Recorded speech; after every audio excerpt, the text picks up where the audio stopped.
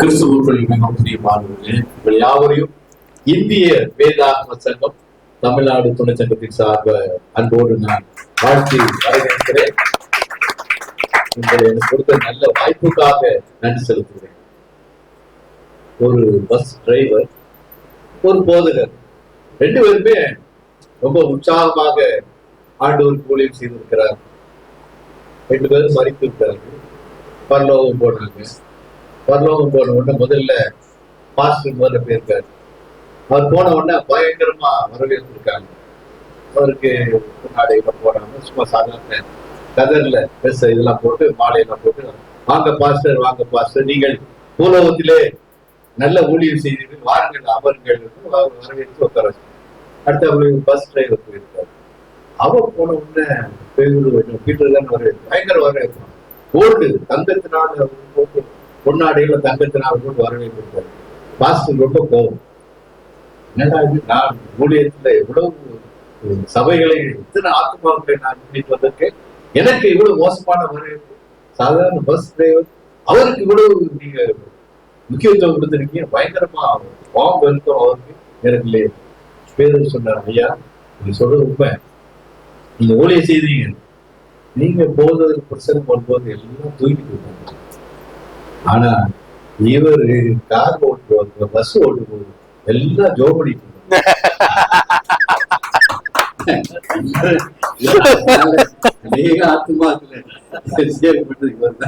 அதனாலதான் sorry pastor உற்சாகமா கோயில பண்ணீங்க, பண்ணும்போதெல்லாம் எப்ப முடிப்பாரு. ஆக நாம் எந்த காரியம் செய்யலாம் ஆண்டவர் நான் இந்த இடத்துல ஒரு சாதாரண உங்க அன்பு சகோதரனாக என்று சொல்கிறேன். என்னுடைய வாழ்க்கையில நம்ம எல்லாரும் வாழ்க்கையிலும் ஆண்டவர் பெரிய காரியம் செய்வார். என்னையெல்லாம் டாக்டர் சொன்னாங்க மறித்து போவாங்க, ஒரு ஆபரேஷன்ல டாக்டர் கைவிட்டாங்க. கைவிட்டு அண்ணா நகர் சிட்டி டவர் ஹாஸ்பிட்டல்ல ஆப்ரேட் பண்ணணும். குடல் இறக்கும், குடல் இறங்கிறதுக்கு அந்த லேசா அறுத்து மெஷர் இது வைப்பாங்க, மெஷ் வலையை வச்சு அந்த குடல் தச்சுருவாங்க. அந்த ஆப்ரேஷன் தான். அது எனக்கு என்ன ஆயிடுச்சுன்னா அனசீஸ் அதிகமாக கொடுத்து பிரெயின் மூளையில வெடிச்சு 2 ரத்த கட்டி அக்யூட் பிரெயின் ஆரம்பிச்சு. அது தெரியாம வீட்டுக்கு டிஸ்சார்ஜ் பண்ணி அனுப்பிட்டா. வீட்டுல போன மைண்ட் வந்துருக்கேன்.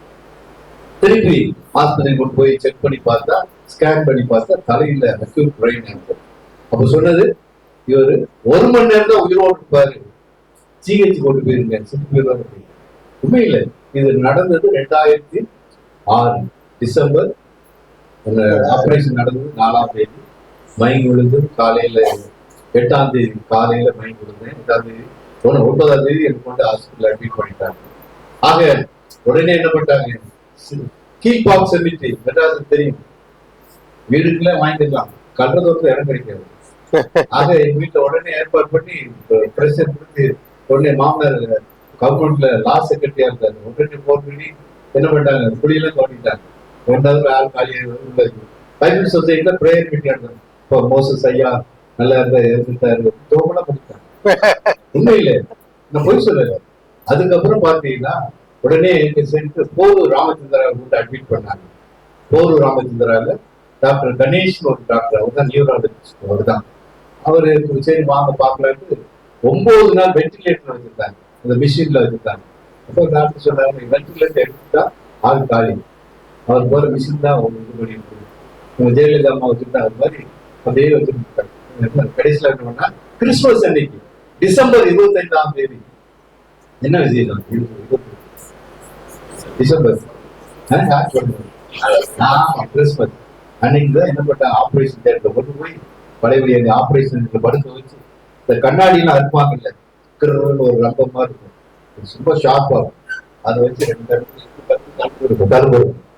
அந்த 2 ஓட்டை போட்டு பர்கோல் எவாக்குவேஷன் சொல்லுவாங்க.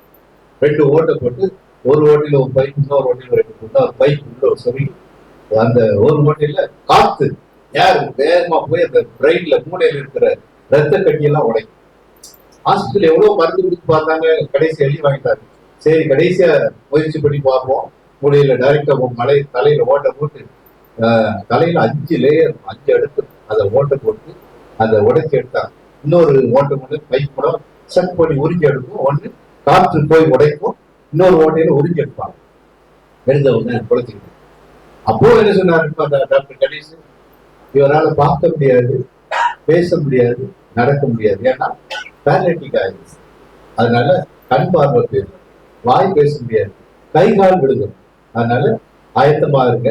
ஒரு காய் வெஜிடபிள் மாதிரி இருப்பாரு, பார்க்கல படுத்திருப்பாரு. அதனால பார்க்க முடியாது, பேச முடியாது, நடக்க முடியாது. நான் உங்களை பார்க்கிறேன், பேசுறேன், நடக்கிறேன்.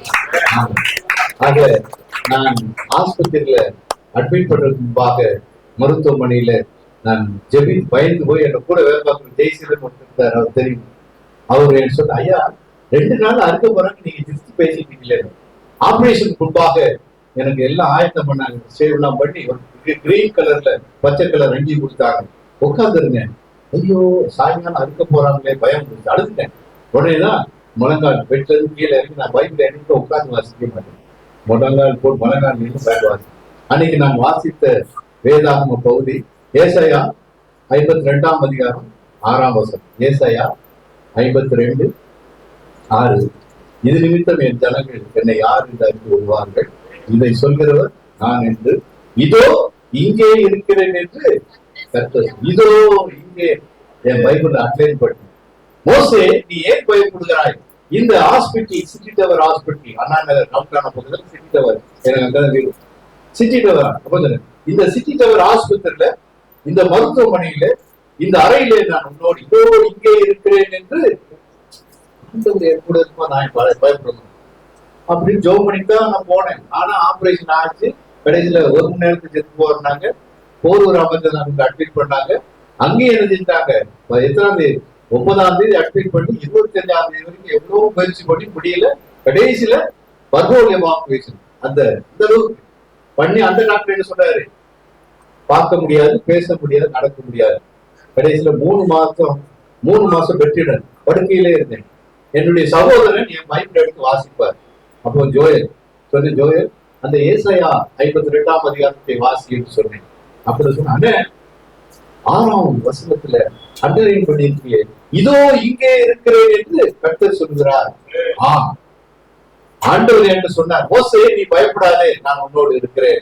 சிட்டி டவர் ஹாஸ்பிட்டல் டாக்டர் சொன்னாரு 1 மணி நேரத்துக்கு போவாரு. அங்க போதூர் அமைச்சர் டாக்டர் கணேஷ் சொன்னாரு, பார்க்க முடியாது, பேச முடியாது, நடக்க முடியாது. ஆனால் என் தேவன் சொன்னார், இதோ மோசே நான் உன்னோடு. அந்த ஆண்டவர் இன்றும் நம்மோடு இருக்கிறார். அந்த ஆண்டவர் இன்றும் நம்மோடு. நம்ம எங்க போனாலும் ஆண்டோடைய பிரசன்னம் நம்மோடு இருக்கு. ஆதியாகமம் 28ஆம் அதிகாரம் 19ஆம் வசனம். ஆதியாகமம் 28:19. ஆதியாகமம். யாரு? யாக்கோபு. யாக்கோபு அங்கே அந்த இடத்திற்கு பெத்தேல், பெத் என்றால் வீடு, பெத் என்றால் எபிரேயத்திலே பெத் என்றால் வீடு, ஏல் என்றால் கடவுள். ஆக ஆண்டவர் வாழ்கின்ற, தேவன் வாழ்கின்ற இடம். ஆகவே அங்கேயோ யாக்கோபு போகின்ற வழியெல்லாம் ஆண்டவரை நோக்கி, ஆண்டவரே என்னுடைய சகோதரரை நான் சந்திக்க வேண்டுமே, அவன் என்னை கொண்டு போடுவானே, அவன் ஏமாத்தினேனே, எத்தனை யாக்கோபு. ஆனாலும் ஆண்டவர் சொல்கிறார் யாக்கோபு இடத்திலே அங்கே ஆண்டவர் இந்த இடத்துல எனக்கு வெளிப்படுத்தினார். தேவன் தம்மை வெளிப்படுத்தின இடம் பெத்தேல், கடவுளின் இல்லம், ஆண்டவரின் தேவனின் இல்லம் என்று அந்த கண்ணை ஊன்றி அந்த இடத்துக்கு பெயரிட்டார்.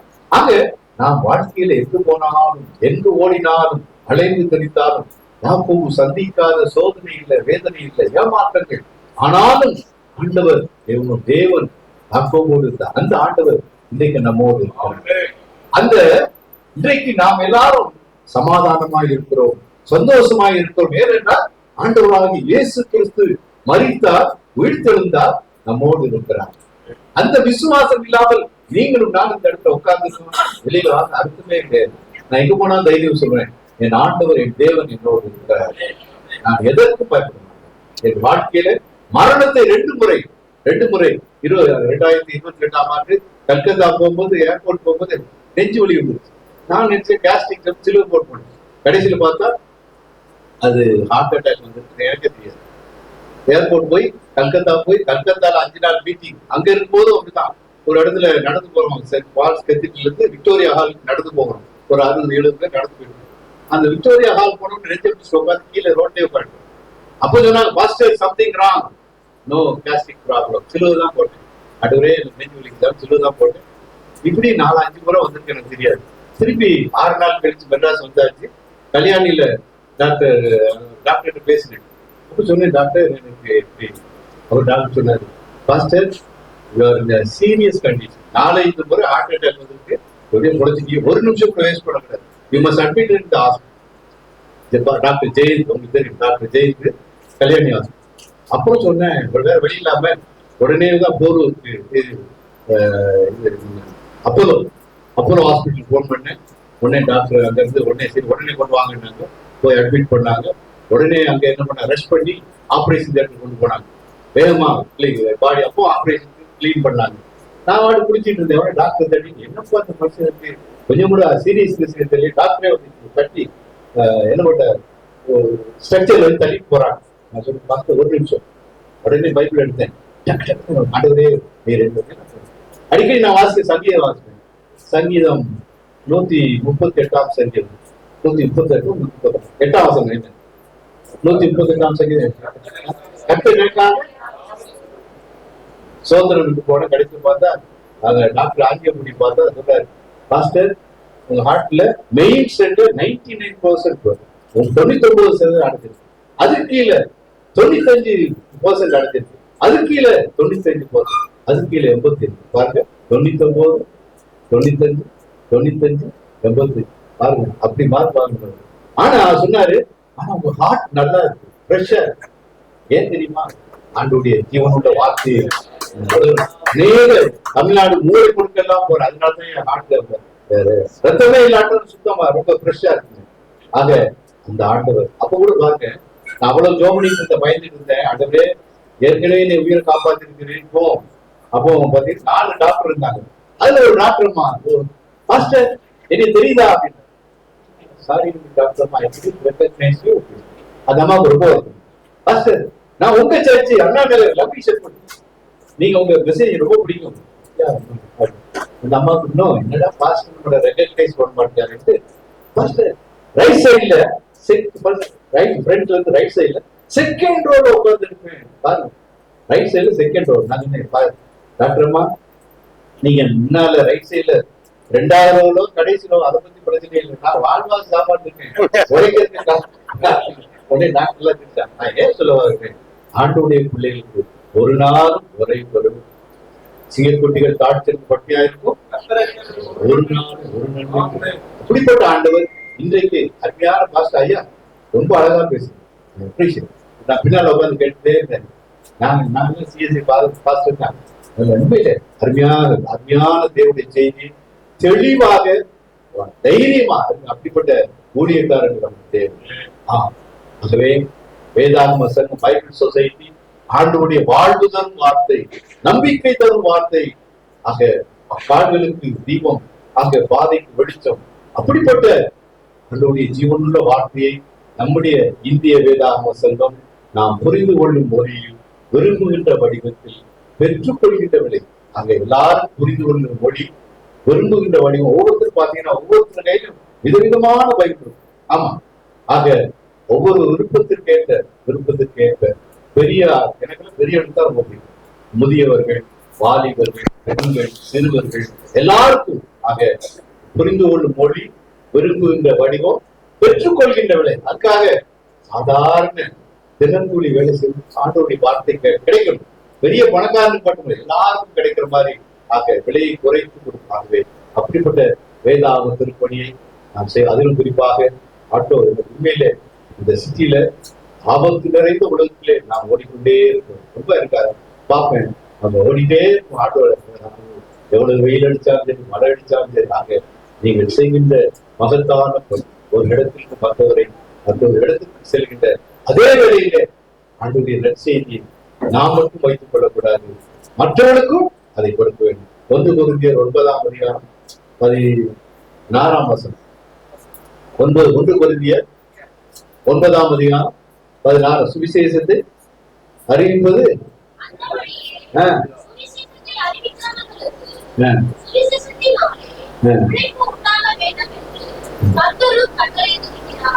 கொரிந்தியர் 9ஆம் அதிகாரம் சுவிசேஷத்தை நாம் பிரசங்கித்து வந்தோம். மேன்மை பாராட்ட எனக்கு இடமில்லை. அது என் மேல் இருந்த கடமை. ஆக ஆண்டவர் எனக்கு உயிர் கொடுத்தார். நான் ஏன் உங்கள்கிட்ட சொல்லி இருக்கேன் சொல்லணும். அது என்னுடைய ஆண்டவரின் வாழ்க்கையிலே எனக்கு அற்புதம் செய்தார், எனக்கு உயிர் கொடுத்தார். ஆண்டவர் எனக்கு மகிழ்ச்சியை கொடுத்திருக்கிறார். ஆண்டவர் தெய்வீக சமாதானத்தை கொடுத்திருக்கிறார். அந்த நற்செய்தியை, அந்த சுவிசேஷத்தை நாம் எல்லாருக்கும் சொல்ல வேண்டிய என்னுடைய கடமை. ஆக நாம் ஆண்டவருக்கு கடனாளிகள். அதே இது 1 Corinthians 9:17 உக்ரான பொறுப்பு ஒப்புவிக்கப்பட்டிருக்கிறது. ஆக பொறுப்பு, இன்னைக்கு நமக்கு ஒரு பொறுப்பு கொடுத்தா அதை எவ்வளவு தெளிவா செய்யணும். அப்படியானால் பொறுப்பாளிகள் நாம், கடனாளிகள் மட்டுமல்ல, இந்த சுவிசேஷத்தை அறிவிக்க பொறுப்பாளிகளாய் இருக்கிறோம். அதே 1 Corinthians 9:23 23 உடன் பங்காளி. நம்ம பங்காளினா எவ்வளவு பங்காளியா. அப்போ சுவிசேஷத்தை அறிவிப்பது நாம் எல்லாரும் யாரு? பங்காளிகள், கடனாளிகள், பொறுப்பாளிகள், உடன் பங்காளிகள். ஆக அப்படிப்பட்ட எண்ணத்தோடு இந்த சுவிசேஷத்தை நாம், ஆண்டவருடைய நற்செய்தியை நாம் எல்லா மக்களுக்கும் அறிவிக்க வேண்டியது கடமை, பொறுப்பு. நாம் உடன் பங்காளிகளாக இருக்கிறோம் என்ற எண்ணத்தோடு செயல்படுவோம். உங்கள் யாவரையும் ஆண்டவராகிய இயேசு கிறிஸ்துவின் நாமத்தினாலே நான் வாழ்த்துகிறேன். நிச்சயமாக கர்த்தர் நம்மோடு இருக்கிறார். பெற்றே நாம் எங்கு சென்றாலும் அந்த ஆண்டவர் நமக்கு மட்டுமல்ல, யாருக்கும் சொந்தமானவர், பாரபட்சமற்ற ஆண்டவர். நம்ம பெற்றோர்கள் நம்ம பிள்ளைகிட்ட பாரபட்சமா இருக்கிறோம். ஆனால் ஆண்டவர் பரம தகுப்பன், எல்லாரையும் நேசிக்கிறவராக, உயர்ந்தவன் தாழ்ந்தவன், உயர்ந்த ஜாதியும் கலரி ஜோப்பு ஆண்டவர் தகுந்த கிடையாது. எல்லாரும் ஆண்டவருடைய பிள்ளைகள். ஆண்டவர் நம்மை அரவணைக்கின்றார். ஆபத்தான எந்த சூழ்நிலையிலும் நீங்கள் ஆட்டோ ஓட்டினாங்க, படுத்திருந்தார்கள், நடந்திருந்தாலும், நீங்கள் எப்பொழுதும் ஆண்டவர் நம்மோடு இருக்கிறார். ஆகவே அப்படிப்பட்ட கர்த்தரை எப்போதும் எனது வலது வாசி வைத்திருக்கிறேன். கர்த்தரை எப்போதும் எனக்கு முன்பாக எடுத்திருக்கிறேன். அவர் எனது வலது வாரத்தில் இருக்கபடியால் அப்படிப்பட்ட விசுவாசத்தோடு நாம் வாழ்வோம். ஆண்டவருக்கு சாட்சிப்போம். ஆண்டவர் தாமே உங்களை ஆசீர்வதித்து வராங்க.